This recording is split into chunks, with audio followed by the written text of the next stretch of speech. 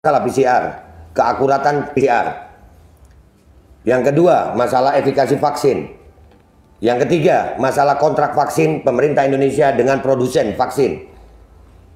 Dan penggunaan EUA, Emergency Use Authorization. Kenapa harus dimandatorikan? Kenapa harus didaruratkan? Dan masalah penggunaan vaksin anak. Untuk sebuah penyakit yang tingkat kesembuhannya 99, sekian persen, kenapa anak harus diintimidasi dengan vaksin? Anak Indonesia bukan anak yang penyakitan. Anak Indonesia anak yang sehat. Dan tidak sedikit, Pak. Kami sekali lagi tidak anti vaksin. Kami anti pemaksaannya. Andai kata vaksin ini dilakukan secara sukarela, kami tidak seperti ini, Pak. Kami jadi curiga dengan isi vaksin justru karena adanya kebijakan-kebijakan yang merubah negara demokrasi Pancasila ini. Yang mana demokrasi Pancasila ini berbeda Tuhan, kita harus toleransi, Pak.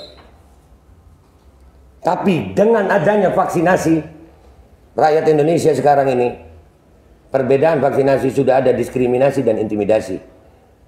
Kami sudah sering, Pak, melihat kesian rakyat didatangi ke rumah-rumah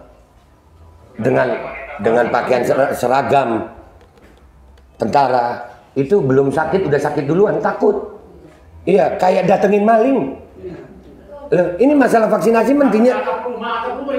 Iya, Kementerian Kesehatan loh ini. Kenapa, apa hubungannya dengan TNI? Dan saya juga mau tanya, Pak. Ini termasuk saya kepingin Kemenkes siapkan waktu. Kami mau diskusi debat terbuka dengan Kemenkes. Dengan data dan fakta. Bukan hanya seperti ini. Siapkan waktunya, disiarkan untuk seluruh rakyat Indonesia. Kami akan datang dengan tim terbaik kami. Kami akan bongkar semua data kami. Dan silakan Kemenkes bantah.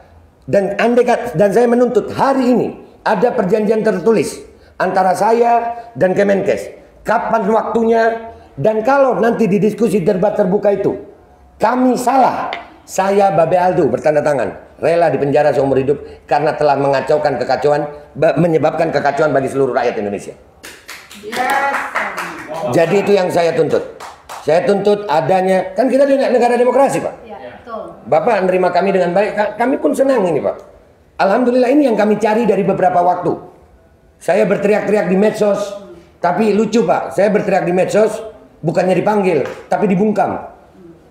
Medsos saya dihilangkan, bikin lagi, dibungkam lagi, bikin lagi. Kalau saya memang melanggar hukum dengan kalimat dan narasi saya, kenapa saya nggak dipanggil polisi?